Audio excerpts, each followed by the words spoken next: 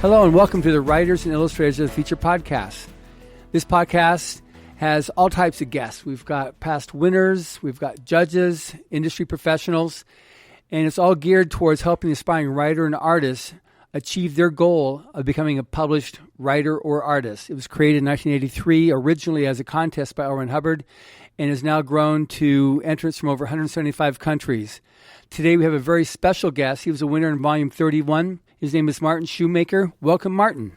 Thank you, John. Glad to be here. So you've become very, very involved with the contest since winning. Just it was funny when I looked to see when you were published. I thought you were published decades ago, and I found out, wow, it was only in Volume 31 5 years ago. But you've become so involved with the contest, supporting it, helping on the forum, that I was a bit surprised when I went, wow, you're a relatively new winner, but you've got all kinds of things happening for yourself. So tell me about your career since winning the contest back there in Volume 31. It's been quite an adventure since then. The contest itself got me opportunities to speak at WorldCon that year. We had several of our winners from that year. 6 of us, I think, were all at WorldCon that year to sign books and talk to people. I had already been having small amounts of publications prior to that, not enough that I had proed out. But since then, I have qualified for SIFA. I have had several stories now appear in different year's best anthologies. Particularly, my story today, and Paul, has been in now 4 different year's best and 8 different international translations. And it has become the basis of my first novel, Today I'm Carrie. And that was the Today I'm Paul? Yeah. Yeah. And you also had your book, Blue Collar Space, too, in 2018. Yeah, that was a collection of stories that have appeared in analog prior to that, and I reprinted them in that collection. I have basically my common universe for many of my stories is Blue Collar Space universe. It is near space, near future, hard science fiction. I like to think of it as stories following on in the tradition of the Apollo program. Oh, I get it. All right. So now with the earlier this year release of Today I'm Carrie, do you have more coming in that universe of Today I Am? It's a discussion that's going on with my agent and my publisher right now. I have some ideas for what the next book could be.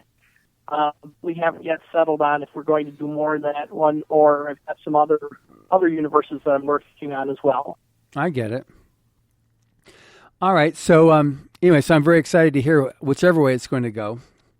So since winning the contest, you've gotten involved quite a bit with the forum. Was that the Rise to the Future forum? Was that something you were involved with before winning and then just continued, or something that you adopted once you won? The forum, excuse me, is one of the contributing elements to my winning. When I first entered, the very first time, I knew basically nothing about the contest other than it had been recommended by Dean Wesley Smith and Kristen Catherine Rush and Jerry Purnell, who were all judges at the time. Of course, we've lost Jerry since. Right. They all talked about it as a good opportunity for new writers. So I submitted a story not really knowing what it was about at all.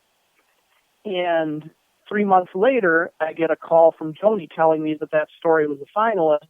And I suddenly said, oh, maybe I better pay more attention to this. And so I looked up the contest and looked for information online, and I stumbled upon Brad Torgerson's blog post about when he won the contest and how amazing the workshop was and how amazing the awards show was and everything. And he recommended people get involved with the forum because at that time he was the admin for the forum before he had to go off and do stuff for the Army. Right. And so Brad led me to the forum, and the forum led me to some of the absolute best advice and also some of the best friendships and support I could ever ask for in this business. Forum basically, it ebbs and flows like any such place does. Sometimes we've got a lot of people participating. Sometimes it's got down smaller because once people win, they tend to find that, okay, the forum is so good, but now I need to work on the next level of my career. So they start looking for other places that they can get more information. Right. So we tend to have, as winners come along, they hang out on the forum when they can, but they're not as active as they are before they win. So it comes and goes. We generally have got a good bunch of people there who take the contest very seriously, who read all of Dave's tips, who talk to past winners, who cheer each other on, who do first readings for each other's work. It's an amazing opportunity to meet up with people who are at the same peer level, all working on the same goal, and incredibly supportive. If there's somebody on that forum who is competitive and backbiting, I haven't seen it. Right. What I have seen is people who are like, I want to win. And if I can't win, then I want you to win because you're one of my forum buddies.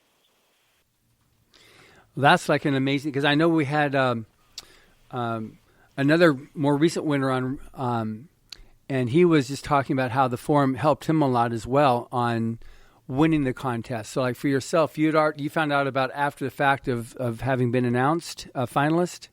After my first finalist, I learned about the forum and became very involved. That was around, I want to say, volume 27. Oh, so that was 4 years before your win then? Right. And so I was an active participant in the forum. And when I finally won, I had this huge cheering session of all the forum members. They all were so proud to see how I had come along, and I was cheering them on. Carrie English, who was another popular person on the forum, another very persistent poster, was in the same year with me. And we had past year winners who were members of the forum.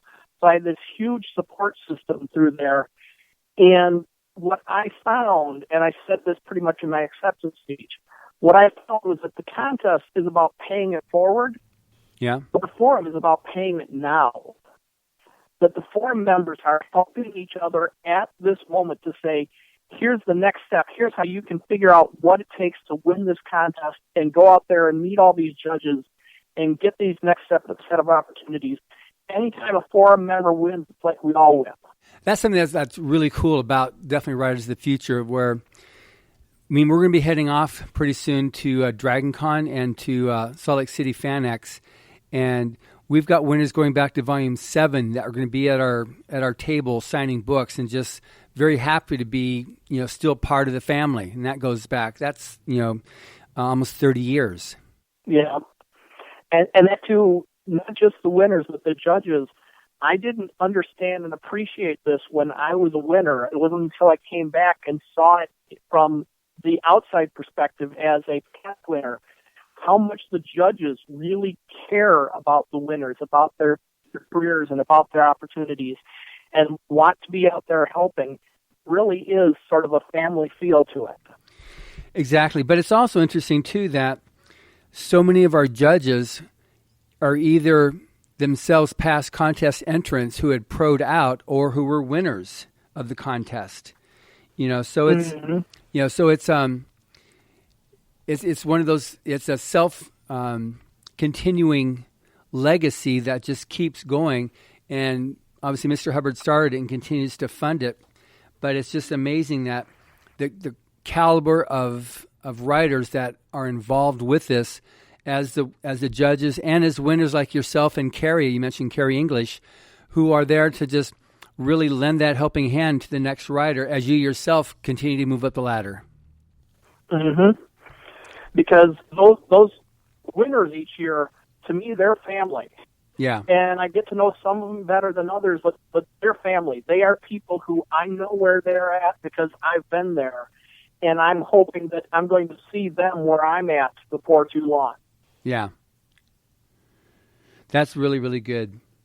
So what is like winning the Writers of the Future contest actually done for you? From yourself, just from a very analytical perspective. The biggest thing from my perspective, I mean, everybody gets different things out of it, But the biggest thing from my perspective has been the network of all these people who are trying to help me and who are cheering me on and encouraging me, that I can go to these judges and I can ask them questions and get advice and have them understand who I am, that they have to believe. I mean, first of all, the judges are some of the most incredibly helpful people on the planet anyway. Yeah. But especially when it comes to winners, these are people that they know have what it takes. And this is a lesson that I think that winners have to really internalize, especially today, because the contest gets more competitive every year. If you are winning the contest, you are writing at a professional level. You have what it takes. Yeah. And you might not even believe it yet, but the judges do. The judges, the contest, the past winners all understand you have what it takes. Now, nothing guarantees anybody a career. Anybody can find that, their writing has gone out of style, or they don't have the ideas that are popular. Nothing guarantees anybody a career. But in terms of ability, if you've won this contest, the judges know you are someone who can do the work, and they like to encourage that. Good. That's a very good point. And like you said, everybody's got a different takeaway on it, or different aspect of that of a common takeaway. But it's something that we really pride ourselves on is that family that you're talking about, and just really helping people to actually make it forward. And so this is good. I mean, I know friends who have come away from the workshop and the contest with deals that they've made because they made the right connections, or agents that they found, publishers they've gotten connected to. So there's so many things that come along that are beneficial. I even this year got to co-author a book with Kevin J. Anderson, one of our best judges. And Kevin said, "Hey, I know Martin understands dictation software, and I need to do a book on dictation, but I don't use software. So, Martin, could you write this part of the book?" I have that opportunity because Kevin knows me, and Kevin knows me because of the contest. Right. That's a very, very good point there. So why should somebody, taking what you said there, what would be like reasons, or from your perspective, why aspiring writers should enter the Writers of the Future contest? Oh, there are many levels of reasons. First, it is a premium market. You're paying professional rates and prize money. And I don't know if everybody entering understands that they're getting both. That a winner gets a prize, but a winner also gets a professional payment for their story. Per word, that is a professional rate, and publication in a very prestigious volume, especially now that you've gone to the color illustrations. People are blown away when they see the color illustrations. The illustrators were always doing good work, but you wouldn't necessarily see that in full blooming color. Right. And so not everybody realized just how good the work is. Now, when they see that book, it's a pretty book. It is. And so this is a lot of visibility for you. And then on top of that, there's all the connections you've made. First, in terms of the contest itself, that you folks are some of the biggest boosters of my career that I could ever ask for. That I can always go down there and look and see where you're showing off my works in the library. And when you read my work and give me feedback on it, you're all out there for that. And then to have visibility in terms of the judges and visibility in terms of readers. Readers are now out there seeing, hey, these are writers of the future. To them, that means these are names I have to look for. And so people come along and find your work continuing down the road. They find it because they recognize you from the volume. Right. Well, that's excellent. So some people don't, some people do, but some people don't realize you have everything to gain and nothing to lose by entering the contest. It's absolutely zero cost, which is rarer and rarer these days in contests. That so many of them have administrative costs, or this cost or that cost, and sometimes you can start to figure out that, hey, they're making their money off of entry fees. Nope, yeah. Not here. No. You're just trying to give us a venue to show our work. It's exactly what it was, and that was the original intention when it was when the contest was created back there in '83. I'm just curious, are you still in touch at all with Tung-Chi Lee?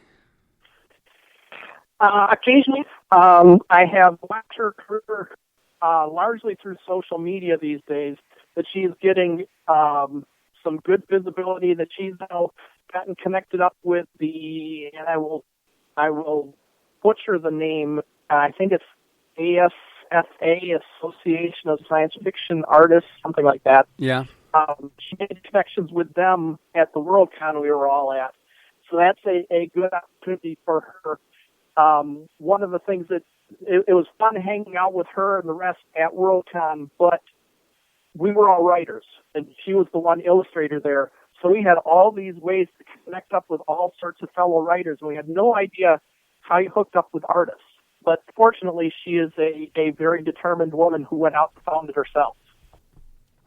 Yeah, and it's one thing that's good now, that just as an aside, with Echo Chernick as the new coordinating judge, she's very active on the convention circuit, and she's very, as an educator and just as a graphic designer herself, she's very much on the social line. So she works a lot with the winners on how to connect up and making those connections, because it's so important what the writers have had for so many years for the illustrators to be able to adopt that. Yeah, Echo and Lazarus are amazing. I know Lazarus better because he tends to comment a lot on my social media posts. Yeah. I think Echo's not a social media type, but he is. But it's a team. Advice that they give in terms of how to raise your game, both in terms of your illustration and in terms of your professionalism, is just amazing for these artists. Yeah. Yeah, and it's one thing too that just I think right now also because of, like you said, we've changed the format of our book, so now it's a trade paperback, and we've got the color plates in front of the book, so people can really see the caliber of artists that are winning this contest. It's going to be now with the illustrators, as it has been for a while with the writers, that there's only 12 winners that can get published in the book. Sometimes there's a finalist that gets published, but pretty much it's 12 winners. And we have so many entrants, so now we have the other categories now that come in where we issue certificates to the semifinalists, and people are now using that in their resumes as they're a semifinalist, a finalist, and that takes the work out of the slush pile as well now, because it's known that the quality of work that Rise of the Future receives is such that if someone's either a winner or a finalist, it's worth looking at. Yeah, and Dave is very, very blunt about that. If you follow Dave's tips and Dave's discussions of the contest, basically the rules you set up are he gets to pick 8. That's it. Yeah. If he gets more than 8, which are absolutely professional quality work, he only gets to pick 8. And then the judges only pick 3 of those. So a finalist is somebody who Dave would have been very proud to publish in a book with his name on it. It's just that for those 8, 3 of them, the other judges like better. Yeah. And when it comes to semifinalists is, Dave says, this is somebody who I'd have been very happy to publish their work, but I only got to pick 8, and so I had to come up with a way out of, let's say it's 11 that quarter. Out of 11, I had to find a way to pick these 8 over these other 3. But that means that a semifinalist is somebody that Dave would have happily published in a pro market. So semifinalists and finalists are absolutely publication quality stories. Exactly. And so that's what people need to realize, too, that even if they're not in the book, if they can put that onto their resume, that it's going to do them so much good as a point of introduction for their stories. Yep. So I'm just totally disrelated subject. When somebody finds you on Facebook, it's got the UML guy. Can you explain that a bit, please? That's my other life, my day job. I'm a programmer in my day job. Unified Modeling Language, UML, is basically blueprint language for software. And I am a professional in UML. I have courses for this. I've taught courses for University of Michigan. I've taught courses for Microsoft. I've taught courses for probably 60 or 70 different companies on drawing blueprints for software. Curiously enough, I often use the same blueprint language for mapping out my stories. Wow. Because it's not just about code, it's about things in a system that do things and interact with each other. And it's about the motivation of the users using the software, what they're trying to accomplish. Well, a story is all about motivations. A story is about things that happen. It turns out that in a lot of ways, my two jobs overlap. That software helps me think about structures and systems and how they behave, and fiction lets me think about what people want and what they expect and how they respond to things. So there's really a lot of feedback back and forth between them. Wow, that's very interesting. Because I went and I looked at, okay, so what's UML? It's obviously it's something. And then I read it, I'm like, okay, good. This is another question I'm going to ask him so that he can give me a very much, okay, how does this relate and stuff? So I knew that you're a brain on the subject of programming. You're not just writing code, you actually write code and how to make code type thing. Mm-hmm. So and so it's basically ways of drawing pictures to capture what somebody wants to happen. Or if I turn it to fiction, it's pictures of what happens in my story. Wow. Okay. Well, that's very interesting. So with this then, how does somebody get a hold of you? That's what I was trying to, okay, how do I put this here? And then I saw that, okay, I got to get this question answered before I go into this. How, if somebody wants to reach you, how do they reach you? Shoemaker.space, my website. Okay. Also, you can find me on Facebook as Martin L. Shoemaker. There's probably other Martin Shoemakers on there, so make sure you include the L. I'm pretty reachable through both of those, and also, of course, through the forum. Absolutely. Now, on your Facebook page, if they find the right one, it has the UML guy is under your name, right? Mm-hmm. Good. That's where that. Yeah. Basically, I had a consulting business where I was trying to just promote just the design side of software, and that's the UML guy. Oh, okay. But then I use the UML also in my day-to-day work. I get it. All right. So I guess the last thing is one of those wrap-up questions. Any other stuff that you wanted to say or that you thought would be important to discuss on talking to aspiring writers and artists who are listening to this podcast? The biggest lesson I wish I had learned sooner is not to give up. And obviously, sometimes you're not going to give up and you still won't make it. But I gave up and gave up and gave up for years and years and years. And when I finally gave up giving up, which was specifically because of this contest, when I managed to have a finalist my first time entering this contest, that's when things started changing. When I said, wait a minute, maybe my biggest failure is not my talent, it's not my ability, it's not my ideas, it's that I just don't try hard enough. And so this is one of the reasons why I am very, very, very grateful to the contest and so happy to help you folks out. Because when I was basically drowning and getting ready to give up again, you threw me that life preserver. Right. You selected that story as a finalist and said, hey, you can do this. Well, that's a very good story, and that's a very good message to people to get, because a lot of people they throw in the towel way too early.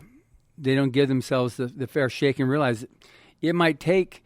Well, we had one winner this year, 47 times he entered before he won. Another person had 25 times. So some people just have to really just work it and work it and work it, and they persist. And some people, like Rob Sawyer, Kevin Anderson, they pro'd out before they had a chance to win, but they were definitely making a steady go of it as an aspiring writer. Same thing with several of our other judges right now who are pros now that they worked their way up the line through Rise of the Future, and some of them proed out. Some of them actually were winners. The Dave Wolverton was, Eric Flint was, Sean Williams. So we have, probably half a dozen more like that they did like you did. They just didn't give up. They kept on going. Mm-hmm. So that's awesome. Well, thank you very much, Martin. It's been a pleasure having you on the show. And thank you all for... Thank you, John. You're welcome. And thank you, everybody, for listening to this podcast. It's something we've been doing now we started in April of this year. It's something we want to be able to give that little extra helping hand to the aspiring writer and artist so that you don't give up, so that you do make that extra go at it to reach your dream as a writer or an artist. Okay, Martin, thank you very much. Thank you.